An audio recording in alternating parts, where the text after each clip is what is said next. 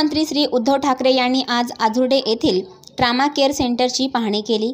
सार्वजनिक बांधकाम मंत्री एकनाथ शिंदे, ऊर्जा मंत्री डॉक्टर नितीन राऊत, परिवहन मंत्री अनिल परब, ऊर्जा मंत्री डॉक्टर नितीन राऊत, सत्यजित वाढोळकर आणि वर्षा वाढोळकर, सुयोग गुरव उपस्थित होते।